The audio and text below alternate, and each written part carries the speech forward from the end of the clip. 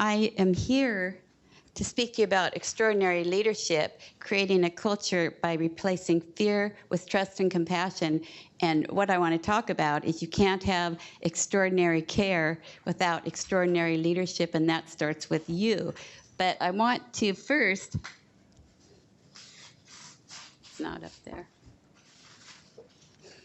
I may not have a PowerPoint, but I want to start by saying the reason I'm here is on Memorial Weekend last year, my adult son in Spokane, Washington, fell off his mountain bike in Idaho and broke his C2 spine in a head over the bicycle. And it was a very, very serious break, and I was on a plane in an hour. I took 3 bras and no underpants, that situation.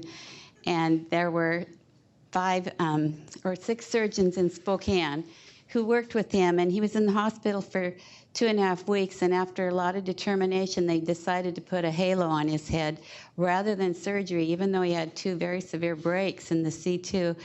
And it was a good decision because he wore that halo for 4 months, and at that point, they were deciding whether they should do surgery or not. And that's when I had gotten in contact with David Hascom because I'd read his book, Back in Control. If you haven't read it, by the way, it's outstanding. Never heard of it. And who's Hascom? And I speak all over, and I mention his book so often because the basis of it is so true. And I sent him a copy of my book, and he was so kind. He called me. We've talked on the phone. But during this incident with my son, when you're getting conflicting ideas about what to do next, it's very worrisome. I'm not a doctor. I'm a speaker. And so he got us right in. Thank you. Everything's working. Maybe. Kevin used a remote control. Here, I'll just do it from here. So I wanted to thank these 3 because it was Dr. Davis Hascom that called them on a weekend and had them look at the scans. And all 3 of these people contributed to the process that we brought Kyle here for a second opinion, and he talked with you on the cell phone, and we came into your office, and they determined that he did not need surgery, and it's been about 7 months now, and he's been getting physical therapy, and he'll be back in a week and a half. So we're very grateful that he didn't have the surgery, and as you said, it was a miracle that he wasn't paralyzed. He actually rode his bike down the mountain and drove his truck an hour and a half home. Didn't go to the emergency till the next day. And last night he was telling me, Mom, I'm tougher than you think. Really? So what I want to talk about today, though, is almost 2 decades ago, I did a project for 4 hospitals, a business plan for 4 hospitals, a clinic, and some surgery group that we're trying to do a joint venture project to do a clinic and a project together. These were competing groups. And after doing the project and interviewing all the CEOs, the CFOs, the surgeons, the administrators, the various people, I came to the conclusion that although the project was great and all the research said there would be a great patient base, they couldn't work together because of egos. The surgeon didn't like that surgeon. The CEO here didn't like the CEO from that hospital. And everybody was in a conflict. And it was right after that that I wrote my first book. And the basis of my book is really about these 3 things. Well, first I want to tell you, it's not just the healthcare industry. The Gallup poll recently said 68% of employees are disengaged. So if they're disengaged, that means they're not really present at work. They're not doing teamwork. They're certainly not doing their best, and they're certainly not giving extraordinary care. So I want to talk today, because I do workshops and talks, and I've done a lot here in the Seattle area, but I wanted to tell you just about 3 little things, because I can't do the whole thing, but I'd like to have you be able to share a little bit of understanding of what I see, because I've been employed in the healthcare system. In fact, I was the marketing director for Radia, and I have been in the inside and I've been the outside consultant. But when you're on the inside of a culture, you can't see what's going on because you're part of the drama. But when you're on the outside, you can see it more clearly. And I don't know about you, but most healthcare hospitals, clinics describe having some level of complex culture or toxicity even. And I have a few simple ways to understand that in a different way. So what I see and what I've been saying all over the United States and Canada is the workplace today, see if you've heard of this, is a web of egos battling and competing for power. Managers who disempower employees, and employees who sabotage and hurt one another. So how do they work as a team? And it's sort of under the surface. People don't want to talk about it for fear they'll lose their job. So I ask my audiences everywhere I go, what would be a desirable workplace? And they always give me the same answer. And of course, everybody wants open communication. They want a place where everyone has their back, where they work together well, where they can work without fear. But most of all, they want to have trust. They want to know that they are trusted and they can trust one another. So this is the key to the few things I'm going to talk about today, and I'd like you to just listen carefully. This is my purpose of my book and my work and everything I've been dedicated to for 20 years almost. It's rebuilding relationships in the workplace by honoring the spirit in ourselves and others that's residing beneath the self-created identities that battle and compete for power. These roles or self-created identities or images are a shallow interpretation, a shabby imitation of who you really are. You're much more. We all are. But one day, when we can replace fear that predominates the workplace, with trust and compassion, people everywhere can be restored to their true selves, to our true selves.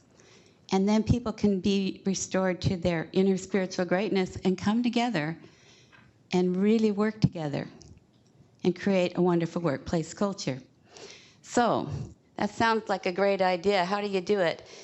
If this is the desired workplace, what are the blocks? And normally in a longer class, I have the audience tell me, but I always get the same list, so I'm just going to tell it to you. There are misunderstandings and misperceptions. Blame and being the victim. I see nods. Lack of empathy or compassion. Wanting to be right rather than, or win, rather than resolve something. Because we want to preserve that image that I'm right. And ego drama. And by the way, ego drama includes a lot of gossip. And it isn't just women who gossip. Men gossip, and then they just call it politics.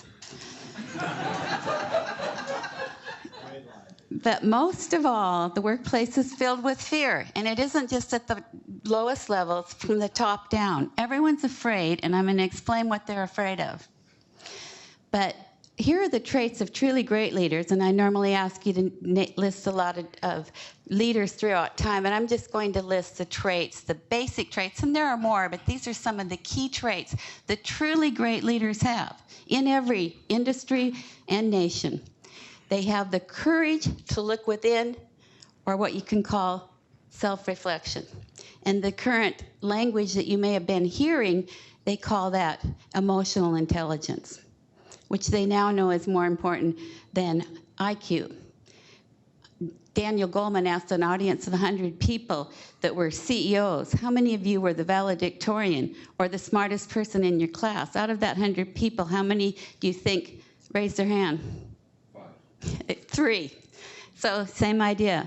So the ability to know yourself, understand yourself, and relate to others is key. So we may hire people because of their talents, their abilities, their degrees, their skills, but those are actually a given. They need also to know how to work with other people, because we are a society of human beings that are inextricably connected by the stuff of the universe. Albert Einstein would say the same thing in different words. So what is self-awareness? This is the hardest thing anyone ever does. It's the courage to look within. It's the courage to look at your own weaknesses and fears It's so much easier to see it in somebody else. Have you noticed? It's very hard to see it in ourselves. David Hanscom's book does a lot of investigation and looking at the deeper self, because his studies show that the neural pathways are affected by the stress in our body. And I'm not saying it in the language that a doctor would say, but I get it. That who we are affects what we do and how we behave in our lives. So, what is the ego? Just to know we're all on the same page, I have a definition of an ego. It's the self-created identity that we each created as we grew up in childhood. We made up a role that we play based on what will keep us safe, give us the right attention, help us be the smartest person or the best person, or avoid the things that we wouldn't want to have happen to us. And pretty soon we believe that's who we are. So here are 5 things that I say about the ego quickly. The ego operates from fear. The ego is not confidence, it's an artificial confidence. It lives in the past and the projected future. So most of the time we're in our mind thinking about what happened or what's going to happen. And the secret to really being authentic is being present. And stopping and breathing and connecting with our deepest inner self. It needs external validation. It has props. The ego has props. What are they in healthcare? Just name a few. What proves that you're valuable? Degrees. What else? Yes, white coat. What else? It's not just at work, it's everywhere. Houses, cars, all kinds of things. Office space. I've had companies where the biggest fight is over which office they get. So we need these props to validate us. It's not there's anything wrong with them, but when you need them to define who you are, then you're greedy and afraid of losing them. So the ego is in fear because it really has no internal self-worth, because we made it up out of the past and our projected future. 90% of what we worry about never happens, but we live like it might. And finally, the ego is not real, but we believe it is, and we protect it valiantly. So just to sum this up, I thought, how can I help people see this in an easy way to understand it? And I started life as an English teacher, briefly, and I added the literary elements to the drama and discovered they all fit.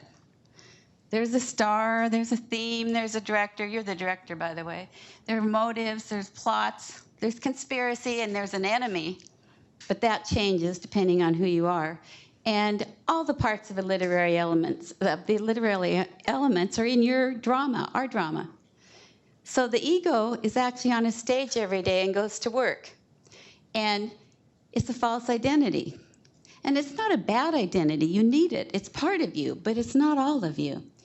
We believe it's real. The stage is the workplace. Imagine that.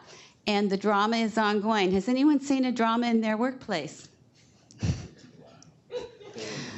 It's complete with all the pain and suffering and emotion of a Shakespearean tragedy. In fact, my first book was called The Tragedy in the Workplace, the longest running show in the country, not seen in your local theaters, but in every business in America.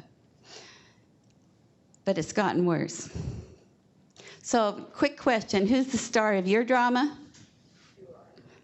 Very good. I did a talk in Arizona, and they just had customer service training, and I said, who's the star of your drama? And they all yelled out, the customer. The truth is, you are. You're the star of your drama, but the tricky part is, all those other people in the workplace with you, they don't know you're the star. They really don't, because they're the star, and they have their own script. So the greatest fear of the ego, because it's an actor, is that somebody's going to expose it. We're going to find out we're not real. And if you say this isn't you, I'm going to say you're in denial, because it's all of us. But the ego doesn't feel worthy, but it's not real, it's not loved, and it's not needed. Mother Teresa said, the greatest fear and the greatest illness in the world is not heart disease and leukemia. It's the fear of not being needed, wanted, or loved. And it's in all of us because we were created out of love. And I ask audiences, what are you afraid of? And the answers I'm just going to say quickly because they're the same also. Fear of being humiliated, fear of not being needed, fear of making a mistake, fear of being rejected. So if you are a leader and you want to empower others, you have to understand they don't want to be shamed, criticized, humiliated, because when people are in fear, they're shut down and they don't operate. In fact, what they become is disengaged till they find a new job, where they go to the new stage and it's the same thing. But the number one strategy in the workplace to not have to be responsible is what? Blame somebody else. So much easier to blame somebody else. But a truly great leader accepts the blame even when it's not their fault. I had a great boss, my very first boss in healthcare, who could tell me, I'm sorry. He told me when he hired me, you go out there, we hired you for your marketing abilities, and do a great job. And if you make a mistake, I stand behind you. If you make the same mistake again, we might have to talk about it. But my book is dedicated to him because he was the first example of a true leader. So when you blame someone else, you don't realize is you're giving up your own power because you're saying they're the cause of how I'm feeling. What you also don't realize is the other side of blame is the self-righteous victim. So if you're blaming somebody else, you're saying, I'm the righteous one. And that's an attack too. So they're two sides of a coin. So if you and I are mad at each other, you may certainly think it's my fault, and I may certainly think it's your fault, but you truly also feel like the victim of being blamed. And so do I. So it's an inescapable dance that you get into when you're doing the blaming and victim roles. And I ask the question, when are you the perpetrator and when are you the perpetrated upon? It takes two. So getting out of that and facing your own ego is the most difficult part, and that takes self-reflection. Who is the enemy? That's a very good question. Do you know who it is? It changes for everyone. It's whoever is a threat to you. Your enemy might not be my enemy, and your enemy might be a different enemy. And in fact, if you and I don't like each other, but we find out neither one of us likes Jens Chapman, we'll probably be friends. You're surrounded by friends, Jens. Yeah.